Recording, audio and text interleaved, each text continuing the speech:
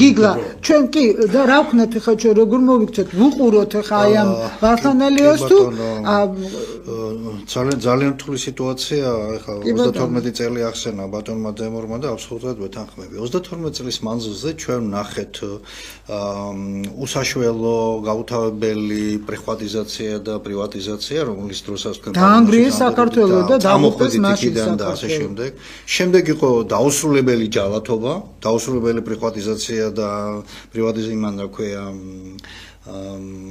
შეცვალა დაუსრულებელმა ჯალათობამ და მერე მოვიდა დაუსრულებელი კოჰაბიტაციის დრო რა მივიღე ჯარცვასთან ერთად ჯარცვასთან ერთად კი და ქართული გიგა რა დღეს წავიკითხე მეგონი მღვდლიაშვილს ჰქონდა ესე იგი სალომე ზურაბიშვილის ციტატა დიქტატორი გამსახურდია დაამხეს დემოკრატია ჯაბა იოსელიანმა და თეგის ხო კიტოვანმა აი ამ მოცემულობაში ვარ დღესაც მოდიობა ხო არ არის ბოლოს აი ამ მდგომარეობაში ესე იგი ამ 32 წლის მანძილზე გამოიზარდა თაობა გამოზარდა ეს თავისი ჭკუისანი თავისი შეხედულება ხელმისაწვდომის ფარგლებში დიახ და განათლების დონე დასეს აი პლინტუს დაბლა და მივიღეთ ის თაობა რომელმაც არაფერი არ იცის გეოპოლიტიკის არაფერი გაიგება ისტორია ნუ აი ნულია ეხლა ხანს ერთ-ერთი სტუდენტმა განსხვავდა აი გამსახურდია ვიცით რომ ჩამოვაგდეს ანაჩი არაფერი არ ვიცით თორე ანუ საერთოდ არ აინტერესებს ეხლა რა ხდება ეხლა სალომემ რო უთხრა დაიჯერა რომ დიქტატორი ეხლა რა ხდება ესე იგი აი ეს შეგნებულად მიდიოდა ყველაფერი აქედან ყველაფერს ქართულს გადაესვა ხაზზე ეხლა მინდა ერთი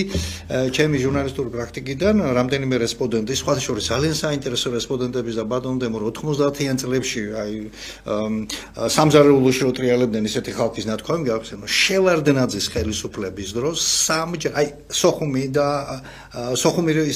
არ იყო ჯერ დაცემული როცა გაგრის დაბრუნება შესთავაზა შევარდნაძეს მე ცოცხლებია ის ხალხი ცოცხლები არიან ის ხალხი რომელიც შეხვნა შევარდნაძეს და ეს პირობა წაუყენეს უარი თქვა მეორე ვარიანტი დამთავრებული ომი გამოყრილია 300,000-ზე მეტი ხალხი და შევარდნაძეს უთხრეს რომ შედით გალში დაბრუნდით დაიწყო ვაჭრობა 300,000 ვერ დავაბრუნებო მე ჩამოვიდნენ 200,000-ზე მე ძალიან სერიოზულ განცხადებას ვაკეთებ ეხლა 200,000-ზე მე ჩამოვიდნენ 150,000-ზე და მე იქაც გაჩერდნენ ანუ რა ხდება უარი თქვა იმიტომ რომ მე ჩემთვის ხადი გახდა ამისი მიზეზი, როცა სოსო მანჯავიძის ინტერვიუ ნახე ელიზაბეთ ლეინთან, რომელიც ამერიკის შეერთებულ შტატებში ის მოქალაქეც არის და არის ერთ-ერთი უსერიოზულესი ჟურნალისტი გამომძებელი. ხა ჟურნალისტი გამომძებლები ნეგატივზე რომ მუშაობენ, მათ ფაქტი თუ არა აქვს, ისე ხმას არ იღებენ და ძალიან კარგად იციან ის პასუხისმგებლობა. მან თქვა ფაქტების დონეზე ეს ყველაფერი. ანუ ამერიკა თამაშობდა ორმაგ თამაშს. იმასაც რუსეთაც ეუბნებოდა, ჩვენც გვეუბნებოდა და აი ეს მუდმივად დაძაბული სიტუაცია, მუდმივად არეული სიტუაცია სამხრეთ კავკასიაში უნდოდა იმიტომ, რომ საქართველოს თავისი ისტორიული ფუნქცია იმ დერეფნისა და ასე შემდეგ არ შეესრულებინა და ასე შემდეგ. ეხლა რა სიტუაცია გვაქვს? ხედავთ ორი მხარე უბრალოდ ერთმანეთს. შუა გაკრეფილია, როგორც ვთქვით, აქ უკვე. მაგრამ მე ვფიქრობ, რომ შუა აი იმ გაკრეფილ საზოგადოებას არ აქვს იმისი უფლება უყუროს მშვიდად. იქითაც ძალოვანი სტრუქტურებში ვინ არიან? ეხლა ჩვენი თაობა გაჭაღორებული იქ არ დგას არავინ, ხო? ბუნებრივია, იქაც ახალგაზრდები არიან, აქაც ახალგაზრდები. რა ვქნათ, დაუშვათ და მიუშვათ ერთმანეთზე? ჩვენ არ ვიცით ქართველის წინააღმდეგ როგორი ბრძვის? სანამდე ვიყოთ ასე. ამიტომ მე ვფიქრობ, რომ სწორი თქვა ბატონმა დემორმა, ერთადერთი გამოსავალი და კარგი რეცეპტად მე მიმაჩნია კონტრელიტი შექმნა. დიახ, შევარდნაძის დროსაც სააკაშვილის დროსაც და ივანიშვილის დროსაც სწორედ ელიტამ, კულტურულმა ელიტამ და არა მხოლოდ კულტურულმა უღალათ ამ ქვეყანას თავიდან ბოლომდე. მათი გვარსახელები უნდა იცოდეს მომავალმა თაობამ და უნდა უთხრათ, მაგრამ ბავშვები უნდა მოერიდნენ ეკავრობას. აუცილებლად ვიღაცა დაჯდეს უნდა. იმან ოცნებამ გაუშვა სადავეები ხელიდან, იმდენად ჩაეფლნენ ამ თვით მაყოფილებაშსა და რა ვიცი, რაც ქვია ამას, რაც შედეგით დადგამ ყველაფერს, რომ ეხლა გახდნენ იძულებული, ეხლა მზად არიან თითქოს დიალოგის. ეხლა გვიანია. ზვავი ის დაიძრა ზემოდან. რა ვქნათ, მე ვფიქრობ, რომ საზოგადოების ღირსეული ნაწილს, ხას უსვამ, ღირსეულ ნაწილს, ასაკოვან დაბრძენებულს თუ გონივრულად მოაზროვნ ახალგაზრდებს და სავსე ესაუბრონ. არ არის ის ხალხი, რომელიც მხოლოდ იქ დგას. მე მყავს ასე სტუდენტები და ჯავახში სტუდენტთა ერთმა ჯგუფმაც გააკეთა ეხლა განცხადება, რომ არავითარ შემთხვევაში არ უერთდები და ანუ თაობათა შეხვედრა უნდა მოხდეს. ვიღაცა უნდა ჩაერიოს ამას, ვიღაცას ხო უნდა მოусმინონ ამათმა. ის კატეგორია, რომელიც იკოცნაობდა თუ რაღაცას აკეთებდა, ის არავის არ მოусწრებს, ის აღებული თაობა, დამთავრებულია იქ. იქ არაფერი აშველის ამას. მაგრამ დანარჩენებს, ვისაც ხმის ამოღების უფლება აქვს, ვისაც სუფთა წარსული აქვს და ხალხთან და ერთთან საუბრის უფლება აქვს, იმან განგაში ზარს უნდა შემოკრას, ეხლა ნებისმიერი სტამატობით და უნდა თქვას, შეჩერდით ბატონებო, კატასტროფაში ვეხვევით უკვე. მეტი აღარ შეიძლება იქით. მე უკვე სისხლის ორგიებია, რა ჩვენ გვინახავს უკვე და ვნახეთ ეს ყველაფერი. თბილისი გვახსოვს ახლა ჩვენ ყველას 90-იანი წლების 12, 13, 14 წლის მხედრიონის თარეში და უბედურება რაც ხდებოდა. იქითკენ მივემართებით. აქამდე არაფერი აღარ დარჩა უკვე. უდიდესი რამ, ნახეთ, რამდენი წელია სპეციალურად ასაკობრივი სეგრეგაცია გააკეთეს, რომ ზუსტად. ნინო, ჩემო კარგო. როგორ ეს ჩვენი პრობლემაა, ჩვენი ხალხი. რას ვერიდებით? ჩვენი თაობა და ვთქვათ, ეს დარბაისელი საზოგადოება რო გამოჩნდეს იქ რუსთაველის პროსპექტზე, მოხდება პროვოკაცია ელემენტარული და საშინელება შეიძლება დადრეა. ამიტომ რა, ისარგებლებს, ამით ისარგებლებს ის, ვინც ეს სცენარი ჩაუშვა. ისარგებლებს ამიტომ სცენარი ჩაშვებულია ეთილი უნდა ინებოს იმან რა ქვია ხელისუფლება მას აქვს იმისი ბერკეტები რომ დაუძახოს ახლა ყველას ახლა მას მაშველი რგოლები სჭირდება მაგრამ არა იმიტომ რომ ის გადავარჩენდა არაფერი ნოკდაუნში არიან ორი ოქბაში მაგრად მოხდნენ ეხლა არიან ცაიტნოტის რეჟიმში ვერ ცაიტნოტი ხა მე მოჭადრაკე ვარ ყოფილი და ვიცი რასაც ვლაპარაკობ იმ წუთში იმ სავალდებულო 40 წლას ვერ გააკეთებ ვერ გაძლებენ ასე შეცდომაზე დაუშვებენ რა თქმა უნდა შეცდომა იყო რომ გამოვარდი ჯერ დამტკიცებული არ ყავს პრეზიდენტი პარლამენტი იცნობდა უცებ სწორედ გვაბადონაჟამ რომ უცებ გამოაცხადა ესეთი რადიკალური რაღაც დაეთათბირე შენს ერს კითხები იმეს რამე აუხსენის რომ ის 78-18 ნუხლი ხმა დაღებული როგორ იქნა მიღებული დასავლეთის ზეწოლი რატო არ უთხარი ეს ნატო და ევროკავშირი თუ დაიშლება 2020 სიტყვაზე ვამბობ რა უხადიან ამას მე ხო არ ვიძახი ამას იზახიან პოლიტოლოგები პოლიტიკის ანალიტიკოსი ბრძანდებით ბატონო ხო იძახიან რომ ევროკავშირს თქვა არა აქვს პერსპექტივა სიტყვაზე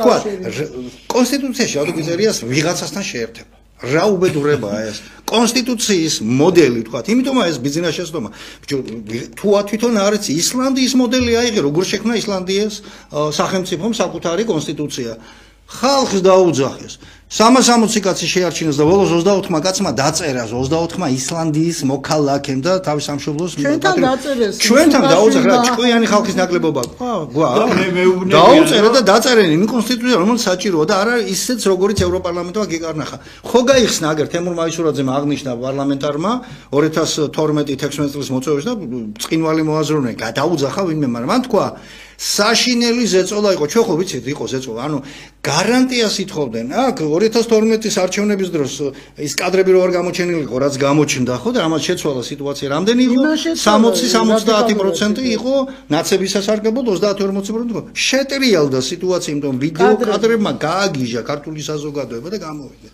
ხო დაგეძახა ამ საზოგადოებას და დასავლეთით ძიძულებული გახდა რომ ხო ამიტომ მოითხოვეს რომ გარანტიად მოითხოვეს რომ ჩაწერეთ აი რაღაცა გზას არ გადაუხმო და ჩაწერეთ ევროკავშირში და იმაში ნატოს სწრაფო და ეს ჩაგვაწერნეს კონსტიტუციაში მაშინ კი მაგრამ ამას რომელიმე პოლიტოლოგი ახსენებს დღეს არა რატო გვახსოვს ეს ჟურნალისტებს გვახსოვს იმიტომ რომ უყურებდით ამ მოვლენებს მიზანი შეიძლება ხო მიზანი ამიტომ ატყუებენ ამ ბავშვებს კონსტიტუციას დიახ და ის გუშინ ვიღაცა მენაბდე გამოვიდა კონსტიტუციაში აი გამეგლიჯა მინდოდა რა რო ლაპარაკობ როგორ მივიღეთ ეს კონსტიტუცია იმას ეს მუხლი როგორ ჩაიწერა კონსტიტუციაში არასამთავრობოდან რო დიახ ეგრეთ წოდებული რა ან კონსტიტუციის დაწერა ქართულ ხალხს კითხავინ მე კი ბატონო ყველა მინისტრი ახლა რეზუმე გავაკეთოთ კონსტიტუციაში ყველა კანონი სად იქნებოდა ჯერ ვაშინგტონში და მე მოდიოდა აქ რა ტყუის ლაპარაკობ არასდროს ვამბობ ბატონო ვაშა ბატონო არასდროს ვამბობ რამეს რატო არ ლაპარაკობს ამას ოცნება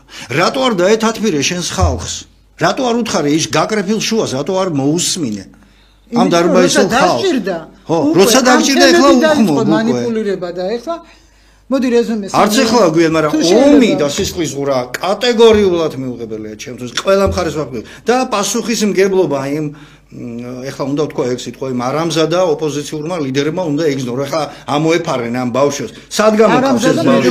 რა თქმა უნდა, სად გამოკავს ეს ბავშვი და გვარამია და ეს სისხლის რომ იმაშვებიან, რა ქვია, იმალებიან ბუჩქებში. ხო და ერთი რამ უნდა ვთქვათ. აი წამოწდა ნინო ბოდიში. აი ის მისი ხოშტარიას ბოლო გამოთქვა, ხო? ნაკლები მსხვერპლითო. ნაკლები დანაკარგებით. ნახე, ეს წამოწდენა, ქვეცნობიერი წამოწდენა ქვია ამ ფსიქოლოგიაში. ბიჭს განიღებენ ინტერვიუს და ის ამბობს, შეიძლება იყოს მსხვერპლი, მაგრამ საფრის ბოლო მაინც კეთილი. ჯერ არ არის სცენარით იმ მსხვერპლის დრო მოსული. მაგრამ აი მაიდნის სცენარით მოხდება ეს ყველაფერი. ესე როგორ გავს არა? დიახ, როგორ გააკეთეს ეს ყველაფერი. რაულ ჩილაჩავას გადასარევი წიგნია გამოწვევა. საკუთარი თვალით უყურებდა კაცი. მე სცენარი ნანახი მაქვს, კაცმა დაწერა პირდაპირ. ძალადობას გმობა რა თქმა უნდა გამოსავალი და რეცეპტი ჩემი ხედვიდან. ეს რასაც ეხლა ვიტყვი, უნდა გაკეთებულიყო პირველივე დღეს. ხო, ჩქარა ვიტყვი, ეხლა ვიტყვი. ესე პირველივე დღეს მეორე ეხლაც არ არის გვიან. სასტრაფოდ ხელისუფლებამ უნდა გაუკეთოს ორგანიზება, შეხვედრა, დიალოგს, გინდა მთავრობის სახლში, გინდა პარლამენტში, გინდა ნეიტრალურ ადგილას მოიწვიონ ყველა დაპირისპირებული მხარეების წარმომადგენლები და საზოგადოების აუცილებლად. აი ბატონმა დემურმა უნდა მიიღოს, ბატონმა ვაჟამ უნდა მიიღოს მონაწილეობა და უთხრათ. აი ზუსტად ის უნდა უთხრათ ახალგაზრდებს და ქართულ საზოგადოებას, რომ ეს გლობალური ეშელონი, რომელიც ჩვენ წინააღმდეგ არის დაძრული, ამას ჩვენ გარეძალებისას ვერ გავაკონტროლებთ, ბატონო დემურ, მაგრამ სიმართლე მაინც უნდა უთხრათ ხალხს და უთხრათ შიგნით როგორ ავიცილოთ, ვერანაირ დამეთანხმებიან ბატონები, რომ ვერანაირი გლობალური ძალა ვერაფერს ვერ მიაღწევს თუ ერმაც არ მოინდომა და ხალხის მასა არ იქნა კრიტიკული. ჯერჯერობით არ არის, ამიტომ დიალოგის ეშელონი, ასე ვთქვათ, მატარებელი ჯერ კიდევ არ არის ბოლომდე გასული და გაცლილი ამ ველს, დიალოგში უნდა შემოიყვანონ ეს შუაგაგრეფილი თაობა, ოპოზიციაც, პოზიციაც, თუნდაც ღირსეულობა სპიკერების ნაკლებობასაც კი განიცდის და ერთი და იგივე სახელმწიფოს ხედავს. შესაბამისად ამისი პირდაპირ რეპორტაჟი უნდა მოხდეს და შეეშვას ოცნება იქნება თუ ნებისმიერი ხელისუფალი მე როცა მოვა იმ საკუთარი მაპატიეთ ჟარგონი და ნაშოჩკების და ვიღაცა ოჯახის წევრების დანიშნვას პიარ სამსახურზე. პიარი არის ერთ-ერთი უსერიოზულესი მიმართულება და მედიასთან ცოტა საუბარი და ერამდე უნდა მივიდეს. რა თქმა უნდა, იქამდე უნდა მივიდეს. ამიტომ ხალხს უნდა აუხსნათ სიმართლე. აი ეს კვედინებები, რასაც ხაზი გაუსვა ბატონმა დემორმა და ბატონო ვაჟამ, ეს გლობალურ დონეზე რაც ეს უნდა აუხსნათ. ეს არის ის საზოგადოება. არასოდეს ეს ამ ეგრეთ წოდებულ პრაძიულ ტელევიზიებს არ გაუკეთებიათ და ისევ ცდილობთ თქვენ, აი საშუალო და მცირე ტელევიზიები ცდილობენ ამის გაკეთებას და ხალხმა სიმართლე არც ეს ხალხი არის აყოლილი. ყველგან სიმართლეს ვიმსახუროთ, სადაც ძალგებით. დიდი მადლობა. მედია და ნებისმიერ ერს აქცევენ ღორის კოლტად, ხო? აი ამ პროცესში ვართ, ეხლა რასაც უყურებთ.